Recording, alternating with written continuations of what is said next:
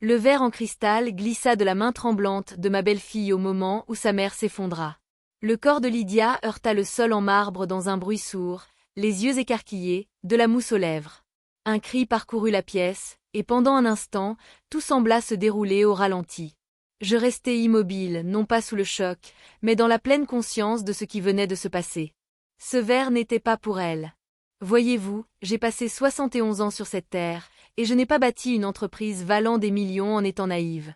Quand quelqu'un essaie de vous empoisonner à votre propre fête de retraite, vous le remarquez. Surtout quand cette personne vous sourit comme de la famille mais regarde votre compte bancaire comme un loup affamé. 2 heures plus tôt, ma cuisine résonnait de musique, de rires et de félicitations. Je venais de vendre ma société de conseil pour 22 millions de dollars, le fruit d'une vie de travail. Mon fils, Daniel, avait insisté pour organiser la fête. « Maman, tu le mérites », m'avait-il dit en m'enlaçant. Et sa femme, Clara, avait proposé de « tout gérer ». C'était mon premier avertissement. Clara ne faisait jamais rien sans y trouver louange ou profit. Mais ce soir-là, elle rayonnait, disposant les fleurs, servant les boissons, jouant les hôtesses comme si une caméra filmait. Même sa voix semblait plus douce, presque calculée. Je parlais avec un ancien collègue quand je la vis, un mouvement discret près de la table à champagne. Clara jeta un regard furtif autour d'elle, puis sortit un petit flacon compte-gouttes de sa pochette. Mon cœur s'arrêta. Elle versa le contenu dans un seul verre, celui avec une petite ébréchure sur le bord. Mon verre. Chaque instinct me criait de crier, d'intervenir. Mais on ne survit pas 40 ans dans les affaires en agissant sous l'impulsion. Parfois, la meilleure façon d'attraper un serpent, c'est de le laisser croire qu'il a déjà mordu sa proie.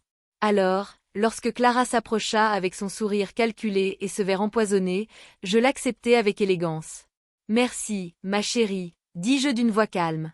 Et lorsque sa mère, Lydia, passa près de moi sans boisson, j'échangeai discrètement les verres. Quelques minutes plus tard, les toasts furent portés.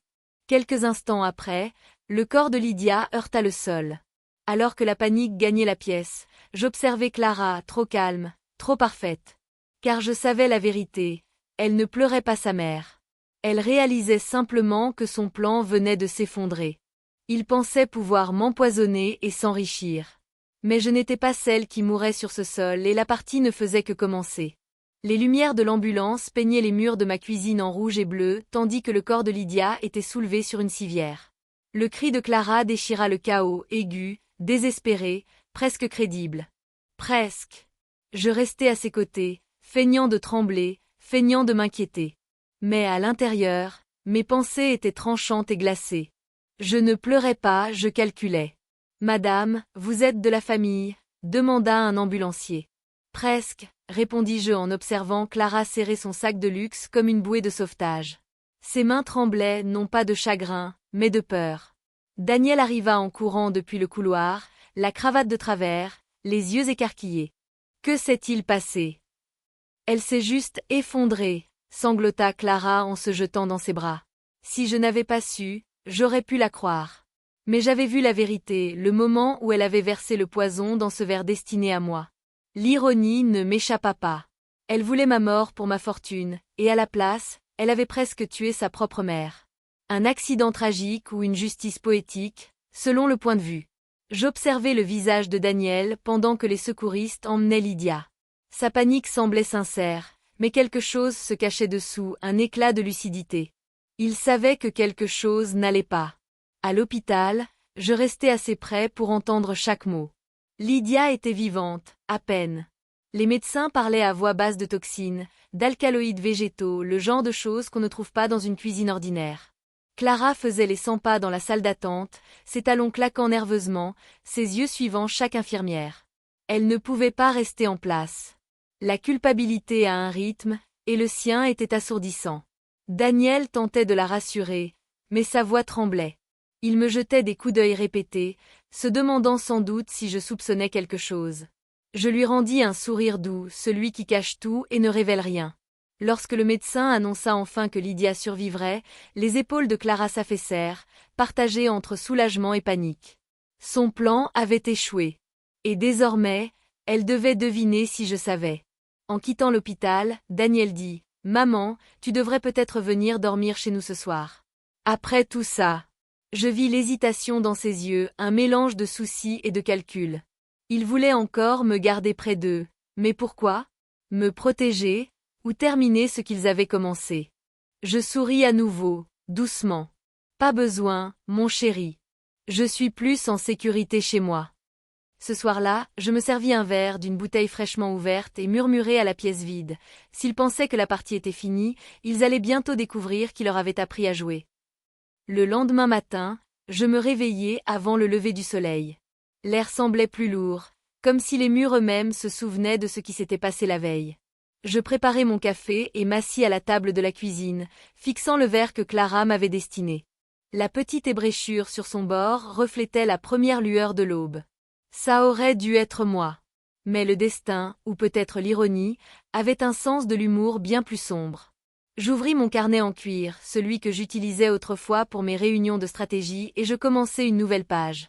En haut, j'écrivis 2 mots, audit familial. Je n'écrivais pas avec émotion, mais avec précision. Des noms, des dates, des dettes, des observations, je notais tout ce que je savais sur Daniel et Clara. Leur cabinet d'architecture en difficulté, sa boutique au bord de la faillite, la maison trop chère qu'ils peinaient à payer, les voitures rutilantes mais non soldées. Chaque détail était une pièce du puzzle, et j'assemblais l'image qu'ils voulaient me cacher. Quand le soleil franchit le mur du jardin, j'avais rempli 6 pages. Et pour la première fois depuis des années, je ne me sentais plus comme une mère, mais comme une stratège. À exactement 8h15, mon téléphone sonna. Clara. Sa voix, douce et bien étudiée, glissa à travers la ligne. Sarah, je voulais juste prendre de tes nouvelles.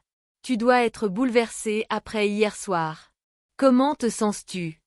Je pouvais presque l'entendre chercher des indices. Était-ce moi qui étais malade? Faible? Soupçonneuse? Je ne lui donnais rien. Je vais bien, ma chère. Juste un peu fatiguée. Et ta mère? Un silence. Puis un soupir forcé. Elle est stable, Dieu merci. Les médecins pensent que c'était une réaction allergique, peut-être un médicament. Un mensonge soigneusement enveloppé dans de la compassion.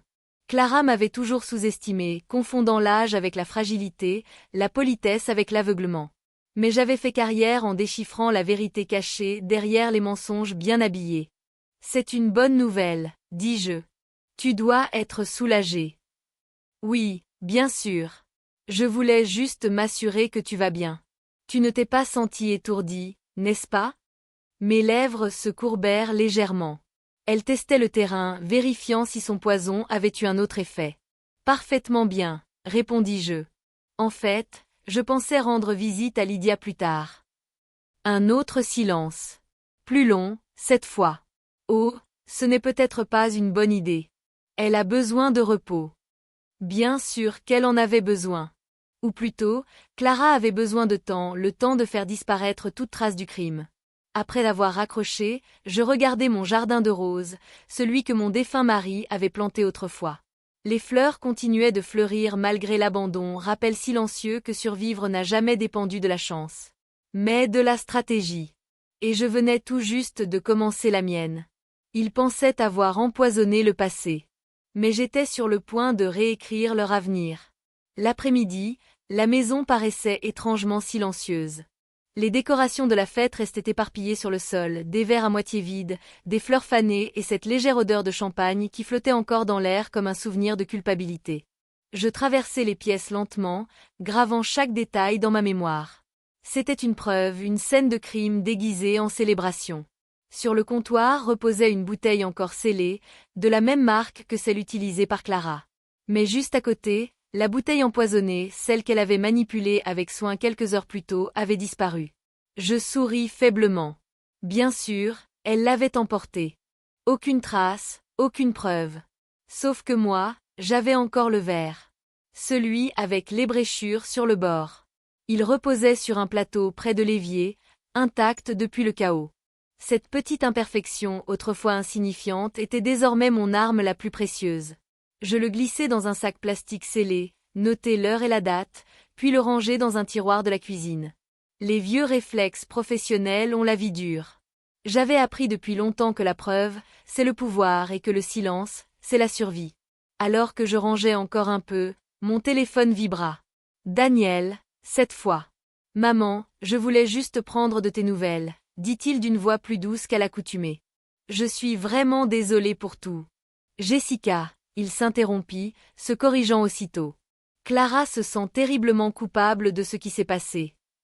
Vraiment, répondis-je calmement. Comme c'est attentionné de sa part. Il hésita. Tu sais, elle ne voulait pas que tout ça arrive. Elle est juste, très stressée en ce moment. Avec le travail, les dettes. Ah, voilà. L'aveu progressif déguisé en compassion.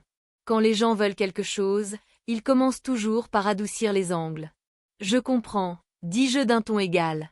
Ce n'est pas facile de sauver les apparences. Un silence s'installa lourd, malaisé. Peut-être qu'on pourrait dîner ensemble bientôt, proposa-t-il. Juste pour parler, apaiser les choses. Oui, répondis-je en souriant à mon reflet dans la fenêtre de la cuisine. Ce serait charmant. Après avoir raccroché, je restai devant la vitre, observant le jardin osciller sous la brise du soir. Pendant des années, j'avais bâti des empires en anticipant les mouvements des autres. Cette fois ne ferait pas exception, sauf que maintenant, le champ de bataille portait mon nom de famille. J'ouvris à nouveau mon carnet et inscrivis un nouveau titre, Phase 2 enquête. Et juste en dessous, une phrase unique. S'ils veulent ma fortune, ils devront la mériter, menottes au poignet. Ils avaient joué leur premier coup. C'était maintenant mon tour et je n'ai jamais perdu une partie que j'ai moi-même créée. Le soir venu, la pluie commença à tomber. D'abord légère, puis régulière, celle qui rend le monde extérieur lointain et plein de secrets. J'étais assise dans mon bureau, les rideaux à demi tirés, le verre de champagne ébréché soigneusement scellé dans un tiroir de la cuisine, et mon carnet ouvert devant moi. Le titre sur la page disait « Cible et motivation ». Je commençais à tout cartographier comme une enquête d'entreprise, car c'en était une. Une tentative de prise de contrôle ratée, sauf que cette fois, l'entreprise, c'était moi. D'abord, Clara imprudente, désespérée, cupide. Elle était le visage du plan, mais pas le cerveau. Son instabilité la rendait dangereuse, mais aussi prévisible. Ensuite, Daniel, mon fils. Ma plus grande déception. Il avait toujours été intelligent, mais trop influençable, trop avide de confort. Quand l'ambition rencontre la peur, la trahison devient une solution pratique. Je me renversai dans le fauteuil, le stylo posé contre mes lèvres. Qui d'autre était au courant? Quelqu'un avait forcément fourni le poison, Clara n'aurait pas pris le risque d'en acheter en ligne. Quelqu'un les avait aidés à planifier. Pendant que je réfléchissais, la tempête s'intensifia dehors, et le tonnerre roula dans le ciel comme un avertissement. Je me servis un autre café et fixai le portrait de famille accroché au mur, pris il y a 10 ans, avant que la cupidité ne vide leur sourire. Un coup sec à la porte me tira de mes pensées. C'était Hélène, ma voisine 2 maisons plus loin, une infirmière à la retraite qui m'apportait encore des muffins le dimanche. « Sarah, j'ai vu l'ambulance hier soir », dit-elle en entrant prudemment. « Tout va bien. » Pendant un instant, j'envisageais de lui dire la vérité. Mais les secrets sont une monnaie, et le moment est tout. « Oui, juste un petit accident », répondis-je doucement. « Rien de grave. » Hélène acquiesça, mais son regard s'attarda. Elle avait passé assez d'années à l'hôpital pour distinguer la peur de la colère. « Eh bien, si tu as besoin de quoi que ce soit, ma chère, tu sais où me trouver. » Je souris. « Merci, Hélène. Tu pourrais avoir de mes nouvelles plus vite que tu ne le crois. » Lorsqu'elle repartit, j'ajoutai une nouvelle note sous ma liste, « Trouver le fournisseur. » Je n'irai pas encore à la police, pas avant d'avoir chaque pièce du puzzle entre mes mains. Les gens comme Clara et Daniel ne commettent pas d'erreurs par stupidité. Ils en commettent par arrogance. Et l'arrogance laisse toujours des traces. Demain, je commencerai à les suivre un secret à la fois. Et cette fois, la chasseuse ne porterait pas d'insigne. Elle porterait des perles. Le lendemain matin, le ciel était pâle et sans nuages, un contraste paisible avec la tempête qui avait fait rage en moi toute la nuit. Je n'avais pas dormi. J'avais passé des heures à rejouer chaque regard, chaque mot, chaque hésitation échangée entre Daniel et Clara au cours des derniers mois. Tout y était, caché à la vue de tous. Les suggestions subtiles, les petites remarques sur mon âge, les commentaires doux sur le fait que gérer une maison devait être fatigant. Ils m'avaient conditionné, préparé à croire que j'étais fragile pour qu'au moment venu, je leur remette le contrôle de moi-même sans résistance. Mais ce plan commençait déjà à s'effondrer. Je décidai de faire mon premier pas. Après le petit déjeuner, j'appelai mon avocat, maître Harold Danton, un homme à l'esprit affûté qui avait géré les contrats de mon entreprise pendant près de 20 ans. « Harold, je dois mettre à jour mes documents successoraux, dis-je. »« Bien sûr, Sarah. Quel genre de mise à jour ?»« Le genre qui empêche des mains cupides de toucher à ce qui ne leur appartient pas. » Un silence suivit, le genre que seuls les avocats savent faire quand ils comprennent plus que ce que vous dites. « Compris. Je ferai préparer les papiers dès aujourd'hui. » Après avoir raccroché, je rassemblai mes affaires et pris la route du centre-ville. Je n'étais pas entré dans mon ancien immeuble depuis la vente. Traverser ces portes vitrées, c'était comme revenir dans une autre vie, celle où j'étais respecté, redouté même. Pas celle où l'on me plaignait. Je m'arrêtai dans un petit café à proximité et commandai un cappuccino. Le barista me sourit chaleureusement. « Bonjour, Madame Ellison. J'ai vu l'article, félicitations pour votre retraite. »« Merci, répondis-je. La retraite signifie simplement que j'ai enfin du temps pour de nouveaux projets. » Et je le pensais. Cette enquête allait devenir mon nouveau projet à plein temps. Depuis ma table, j'aperçus un SUV noir familier garé de l'autre côté de la rue. Vitres teintées. Moteur allumé. Personne n'en sortait. Ce n'était peut-être rien, ou peut-être la dernière tentative de Clara pour me surveiller. Si elle pensait qu'une filature m'intimiderait, elle s'était trompée de femme. J'ouvris mon carnet, dessinai une nouvelle case sous phase 2, et y inscrivis un seul mot, contrôle. Car le contrôle ne concerne pas seulement le pouvoir. Il concerne aussi le récit.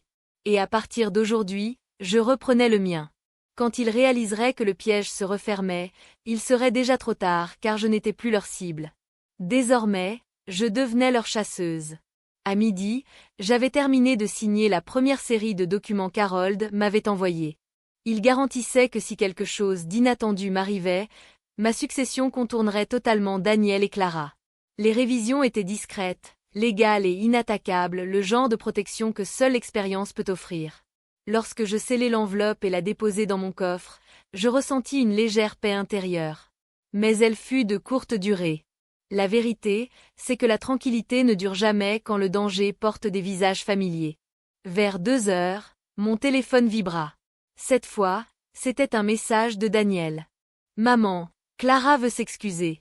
Peut-on passer ce soir ?» Je fixai le message un long moment. S'excuser? Non, elle voulait évaluer les dégâts, vérifier si je la soupçonnais.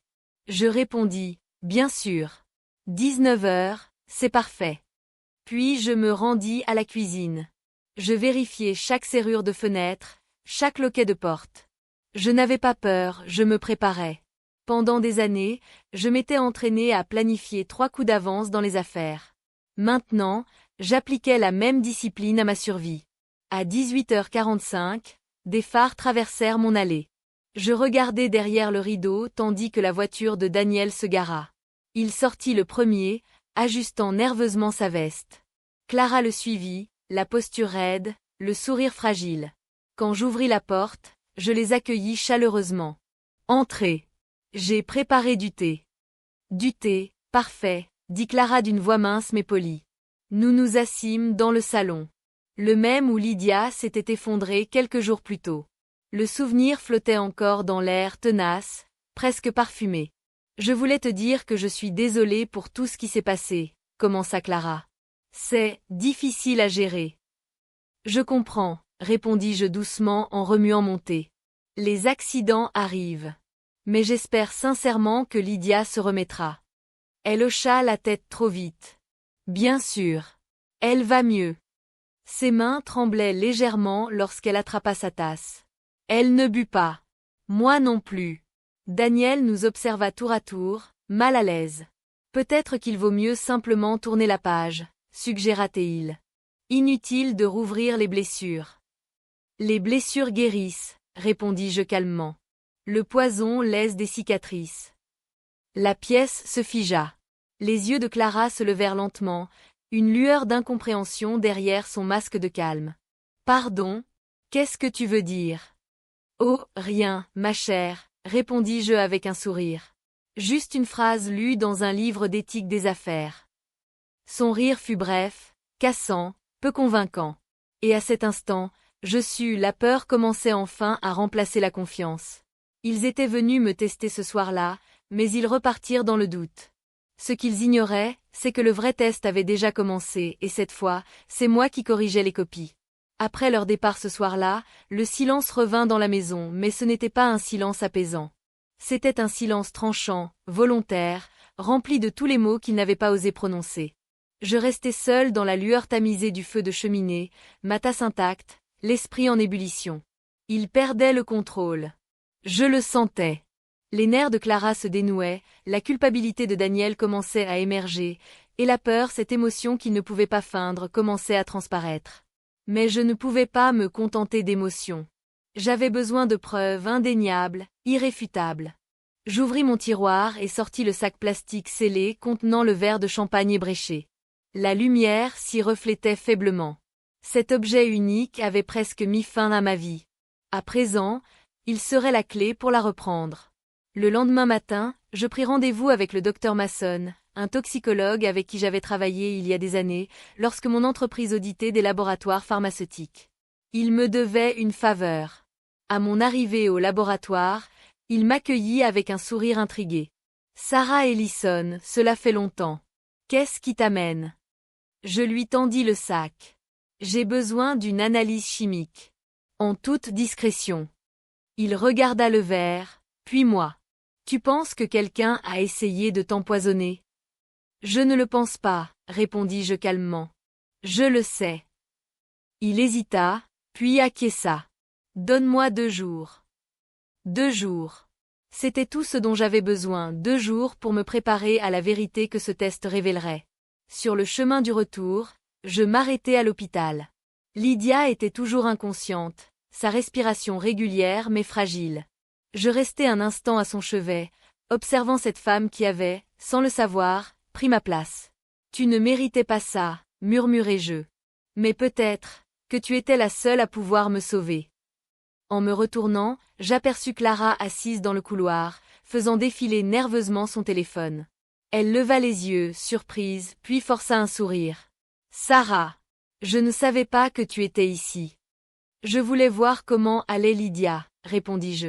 « Comment va-t-elle aujourd'hui ?»« Mieux, » dit-elle rapidement. « Les médecins pensent qu'elle va bientôt se réveiller. » Nos regards se croisèrent, et pendant ce bref instant, je le vis, la peur.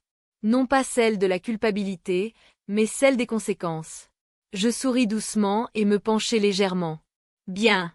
Parce que quand elle se réveillera, il y a des choses qu'elle voudra se rappeler. Le sourire de Clara vacilla.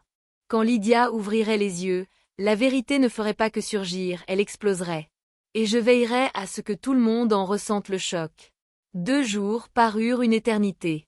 Chaque heure semblait plus lourde que la précédente, chaque minute rappelait que la vérité approchait et qu'une fois révélée, il n'y aurait plus de retour en arrière. Le matin du 2e jour, je fus réveillé par un appel du docteur Mason. Sa voix était mesurée, prudente. « Sarah, j'ai terminé l'analyse. Tu devrais venir. » Je pris la route du laboratoire sans même déjeuner, les mains stables malgré les battements rapides de mon cœur. À mon arrivée, Mason me conduisit dans son bureau et ferma la porte derrière nous. Il posa le verre scellé sur la table, accompagné d'un rapport imprimé. « La substance, dit-il lentement, contient des traces d'aconitine extraites de l'aconite napelle. C'est rare, extrêmement toxique, et difficile à détecter. Aconitine. Le même poison autrefois utilisé par les assassins beaux, élégants et mortels. Cela aurait pu être accidentel, demandai-je, tout en connaissant déjà la réponse. Il soutint mon regard. Non. C'était intentionnel. Pendant un instant, la pièce sembla perdre toute gravité. La confirmation que j'attendais reposait maintenant entre nous, inscrite en noir sur blanc. Merci, Mason, dis-je. Tu as fait plus que tu ne l'imagines. Il fronça légèrement les sourcils. Sarah, si quelqu'un cherche à te nuire, tu devrais aller voir la police.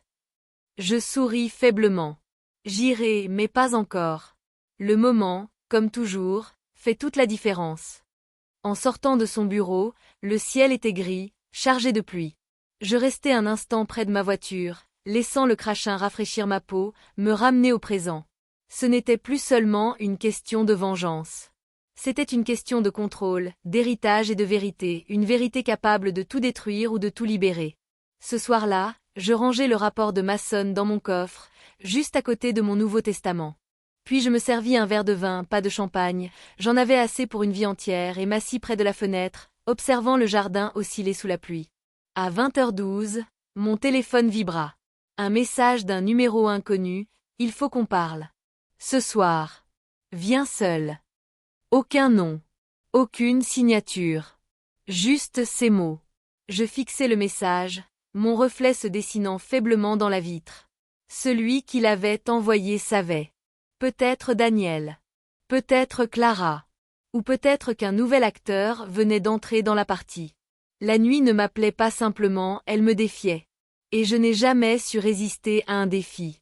Le message resta affiché sur mon écran bien après que je l'eus lu.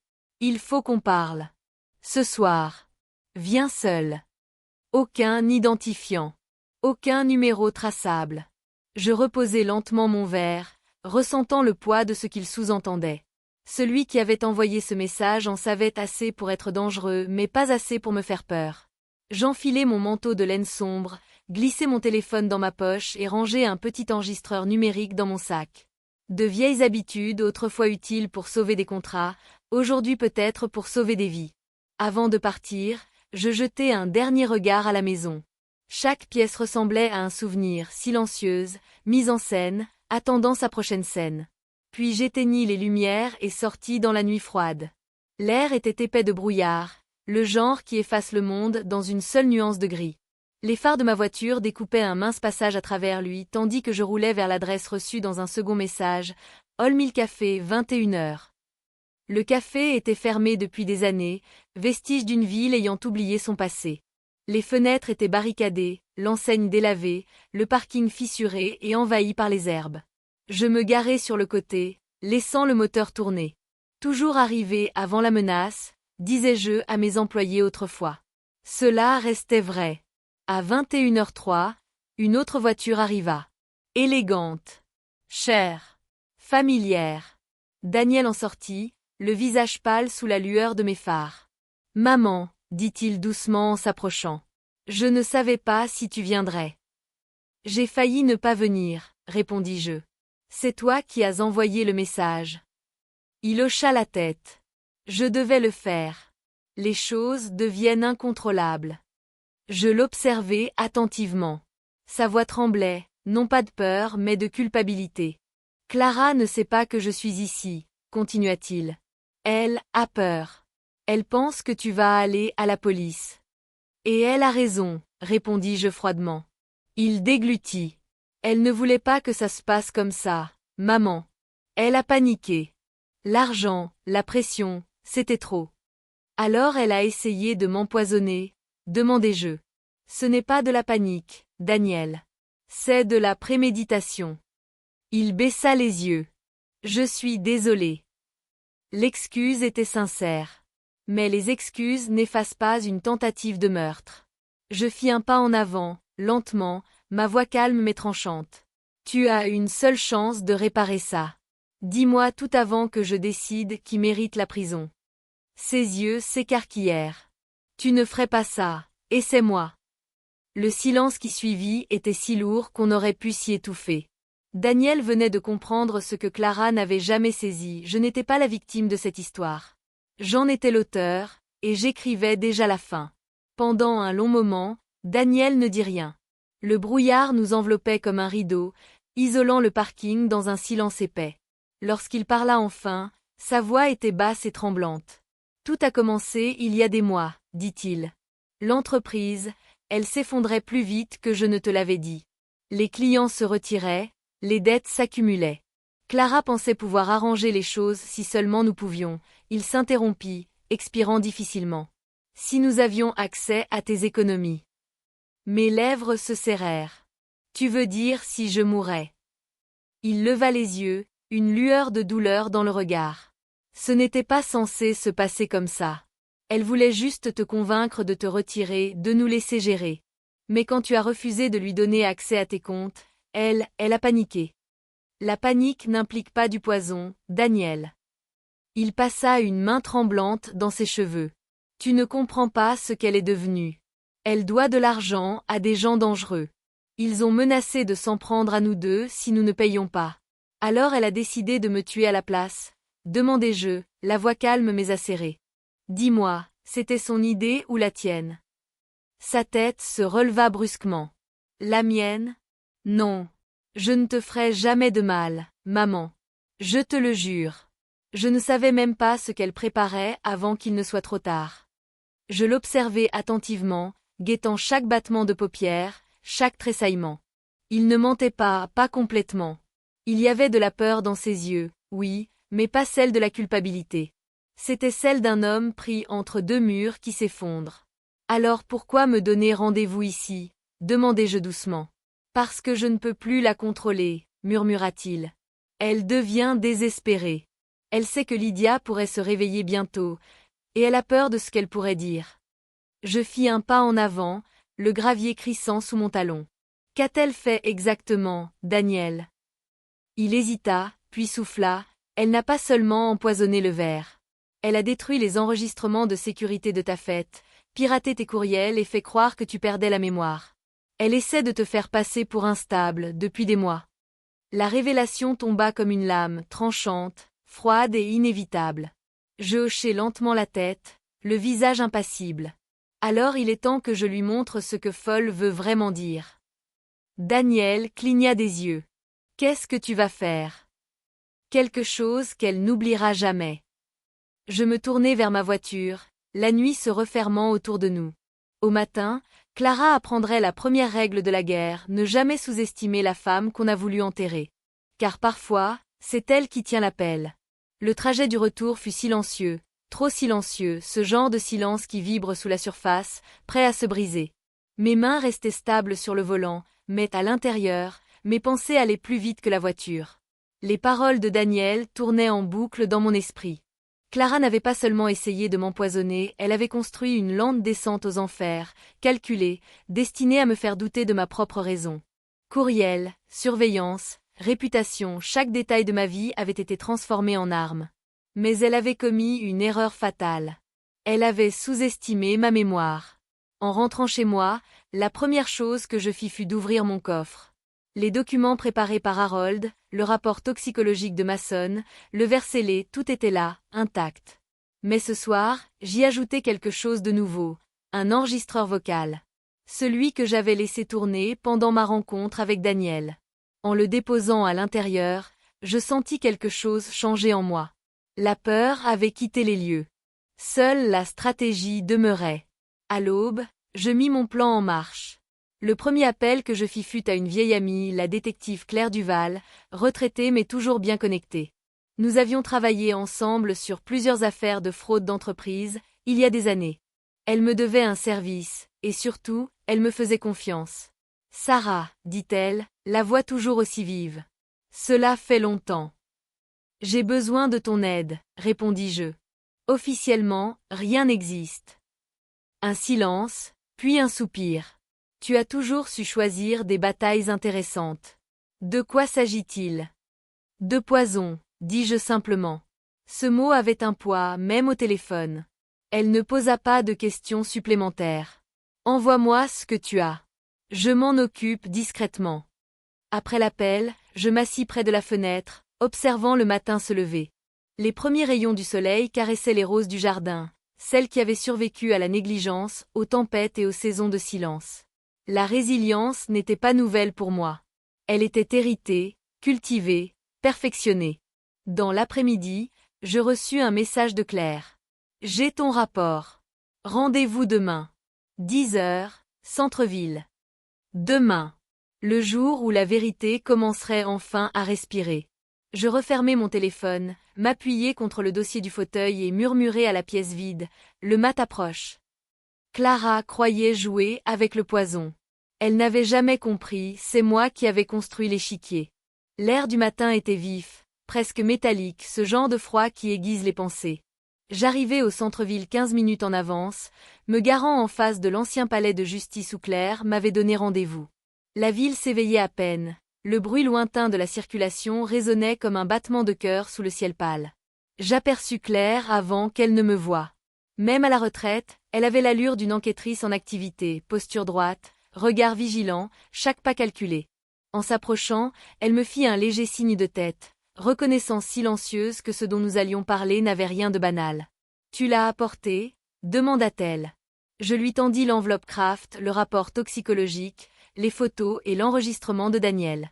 Elle feuilleta les documents, les sourcils se fronçant à chaque page. « Tu n'exagérais pas, murmura-t-elle. C'est suffisant pour ouvrir une enquête complète. » Je ne veux pas d'enquête, pas encore, répondis-je. Pas avant de contrôler le dénouement. Le regard de Claire se releva. Tu veux les piéger. Je veux qu'ils avouent de leur plein gré. La peur et la honte sont bien plus efficaces que des menottes. Un léger sourire effleura ses lèvres. Tu n'as pas changé, Sarah. Toujours 2 coups d'avance. 3, en réalité, répondis-je. Nous nous assîmes sur un banc au pied des marches du tribunal, le vent d'automne soulevant les feuilles mortes autour de nous. Lydia, demanda-t-elle doucement. Toujours inconsciente, répondis-je. Mais elle se réveillera bientôt. Et quand ce moment viendra, tout changera. Claire acquiesça lentement. Alors, nous attendrons. Mais quand tu seras prête, je m'assurerai que tout parvienne aux bonnes personnes, sans alerter ton fils ni sa femme. Je croisai son regard. Merci, Claire. Il me manque juste une pièce avant de frapper. Laquelle? La vérité, prononcée par la bouche de Clara. Claire soupira, glissant l'enveloppe sous son bras. Alors je te conseille de lui donner la corde. Les gens comme elle finissent toujours par se pendre eux-mêmes quand ils se croient en sécurité. Lorsqu'elle s'éloigna, je restai assise, laissant ses mots m'imprégner. Elle avait raison. Le meilleur piège ne se construit pas avec des murs mais avec la confiance.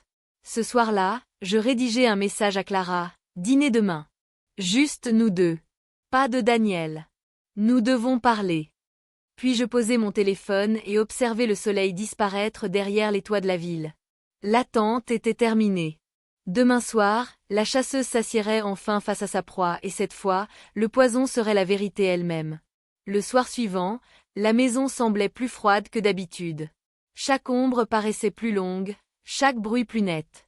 J'avais choisi la salle à manger pour notre rencontre, la même où Lydia s'était effondrée. Ce n'était pas une coïncidence, c'était une stratégie. La table était dressée pour 2. Simple. Élégante. Une bouteille de vin intacte trônait au centre, entre 2 verres en cristal identiques, immaculés. Cette fois, je contrôlerai chaque détail. À 19h30 précise, Clara arriva.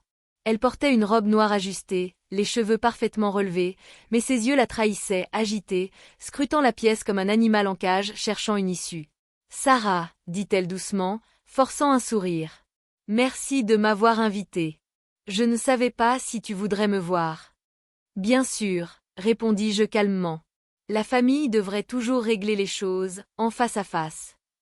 Elle hésita avant de s'asseoir, serrant son sac comme s'il contenait sa dernière défense. Pendant un instant, aucune de nous ne parla. L'horloge rythmait le silence, découpant l'air en fragments réguliers. Du vin? Demandai-je en versant une dose mesurée dans son verre, puis dans le mien. Ses yeux vacillèrent juste une seconde vers la bouteille, puis revinrent à moi. Oui, juste un peu. Je pris la première gorgée, lente et volontaire. Tu vois? Parfaitement sûre. Elle expira, sa tension se relâchant légèrement. Je ne voulais pas que tout ça arrive, Sarah. Tu dois me croire. Oh, je te crois, dis-je, la voix douce mais acérée. Je crois que tu ne voulais pas que ta mère boive dans le mauvais verre. Mais l'intention n'efface pas la conséquence. Ses jointures blanchirent sur le bord de la table. Tu crois que je voulais ça? Ma mère a failli mourir. Failli, répondis-je calmement. Mais elle ne l'a pas fait. Et tu sais ce qui est remarquable dans la survie, Clara? Elle donne aux gens la chance de dire la vérité quand ils se réveillent. Son visage se figea. Lydia est réveillée. Pas encore, mentis-je. Mais bientôt. La couleur quitta ses joues. Sa respiration s'accéléra. J'entendais presque battre son cœur sous le tic-tac de l'horloge. Je ne sais pas de quoi tu parles, murmura-t-elle. Bien sûr que si, répondis-je en me penchant légèrement. Le poison. Les vidéos effacées. Les courriels. Tu as construit une belle illusion, mais comme toutes les choses fragiles, elle se fissure sous la pression. Elle repoussa sa chaise brusquement. Cette conversation est terminée. Non, dis-je en me levant lentement. Elle ne fait que commencer. Pour la première fois, elle le vit, le calme dans mes yeux n'était pas du pardon. C'était un avertissement. À la fin de cette nuit-là, Clara ne craindrait plus seulement d'être démasquée, elle me craindrait, moi. Car je n'étais pas là pour l'accuser. J'étais là pour mettre fin à son jeu. Clara resta figée au milieu de la pièce, la respiration courte, le pouls battant à sa gorge. L'illusion de contrôle qu'elle avait tenté d'apporter à ce dîner s'effilochait déjà, fil par fil. « Assieds-toi » dis-je calmement. Ni un ordre, ni une menace, juste une phrase simple qui ne laissait aucune place à la désobéissance. Elle hésita, puis s'assit lentement. Je voyais les questions brûler dans ses yeux, les calculs frénétiques derrière ce visage soigneusement maîtrisé. « Tu crois que j'ai peur de toi ?» dit-elle enfin, en forçant un rire fragile. « Tu n'as pas de preuves. Tu ne peux rien contre moi. » « Oh, Clara, répondis-je doucement, tu as passé trop de temps à sous-estimer les mauvaises personnes. Je sortis un petit enregistreur vocal de mon sac et le posai sur la table. J'appuyai sur lecture. La voix de Daniel emplit la pièce, tremblante, désespérée, sincère. Elle a détruit les enregistrements de sécurité, fait croire que tu perdais la mémoire. Elle essaie de te faire passer pour instable depuis des mois. Le visage de Clara se vida de toute couleur. Pendant un instant, elle ne respira même plus. « Tu veux que je continue ?» demandai-je calmement. Ses lèvres s'entr'ouvrirent, mais aucun mot n'en sortit. Elle semblait piégée non par des murs, mais par la vérité. Je me penchai en avant. « Tu pensais pouvoir m'effacer. Me remplacer. Mais vois-tu, Clara, les fantômes ont une particularité, ils hantent les vivants. » Ses yeux s'embrasèrent de colère. « Tu ne sais pas de quoi tu parles. » Oh, si, répondis-je d'un ton égal. Le docteur Mason a confirmé le poison. Claire Duval a le rapport. Et au moment que je choisirai, le monde saura exactement qui tu es.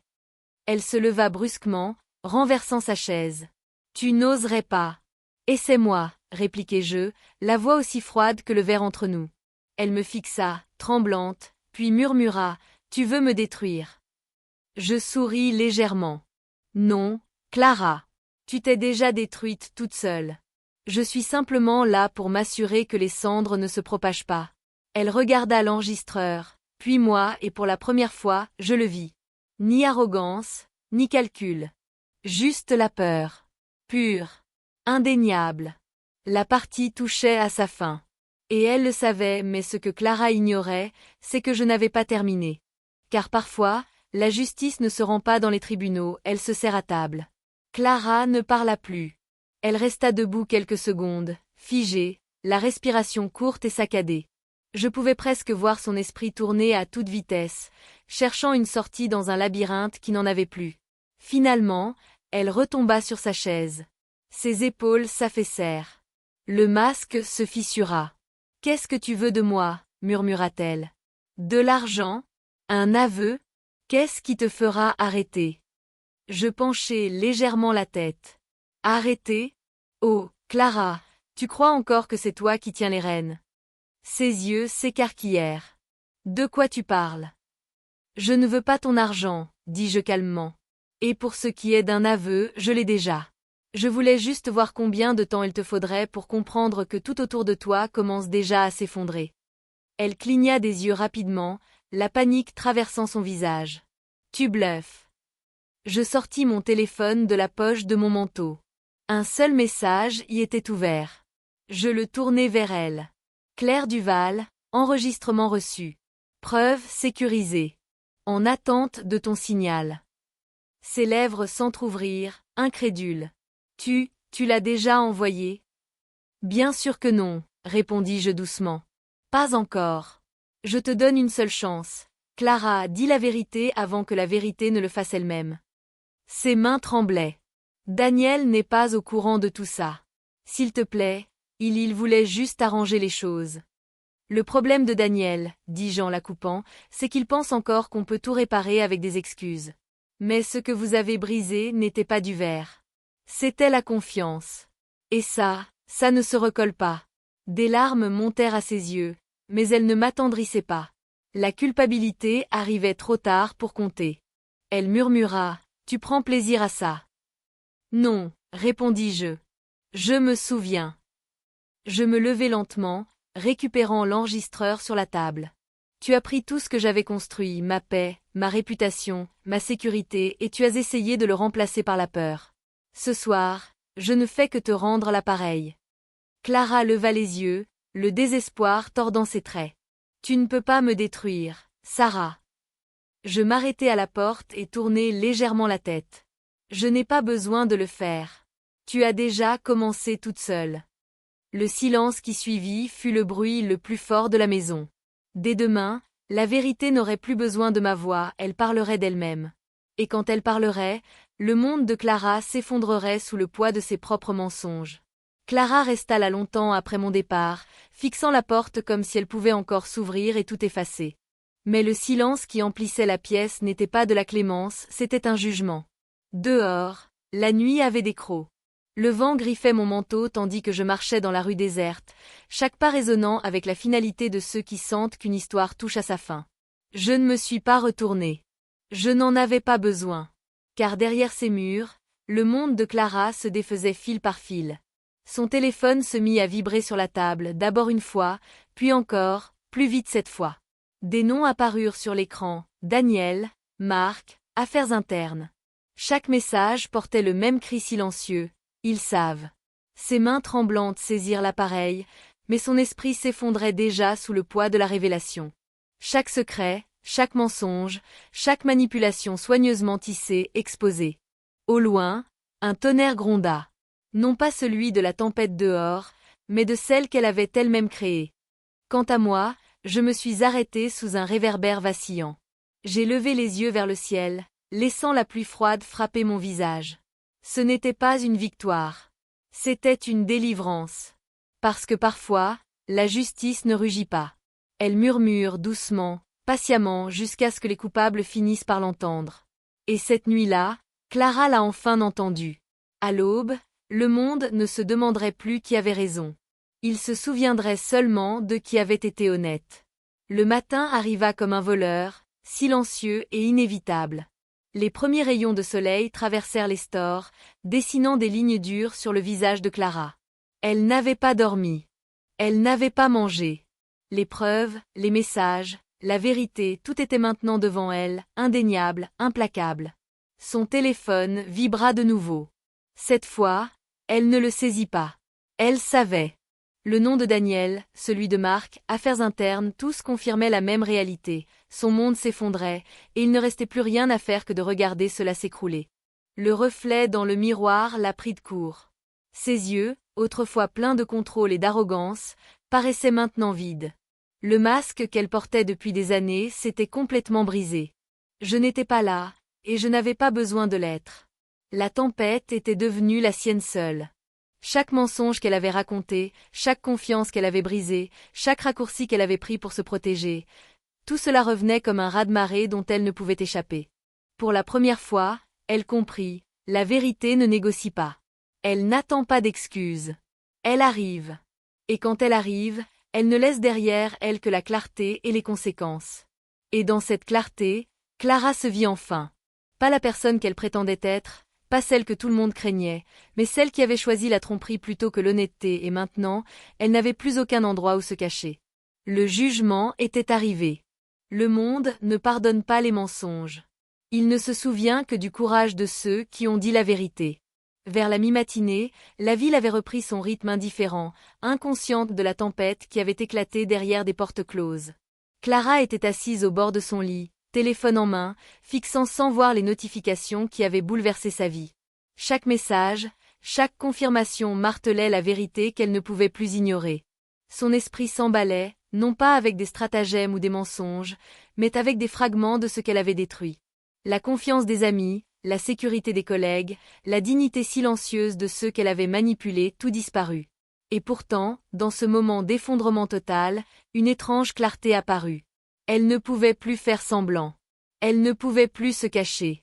Elle ne pouvait qu'affronter les conséquences de ses choix. Dehors, la vie continuait. Les voitures klaxonnaient. Les oiseaux chantaient. Le monde ne s'arrêtait pas pour Clara, et il ne devait pas. Elle comprit alors que le jugement n'était pas seulement une punition, c'était un miroir, reflétant la vérité qu'elle avait longtemps niée.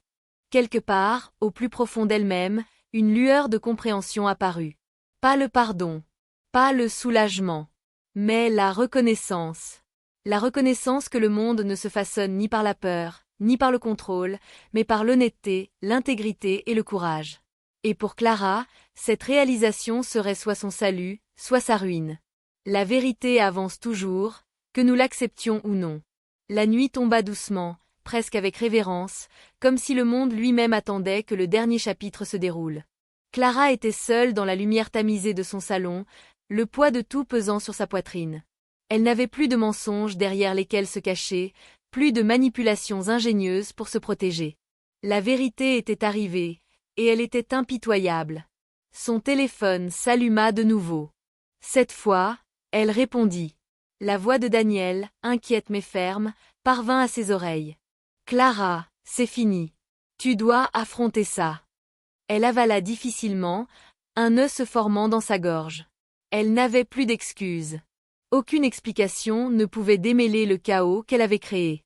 Pour la première fois, elle ressentit pleinement l'ampleur de ses actes, les ponts brûlés, la confiance détruite, les vies qu'elle avait touchées désormais marquées. Et quelque part dans cette dévastation, une étincelle de possibilité scintilla. Pas la rédemption, pas le pardon, mais l'honnêteté. Elle pouvait choisir de faire face à ce qu'elle avait fait, de l'accepter pleinement, et peut-être, lentement, commencer à reconstruire.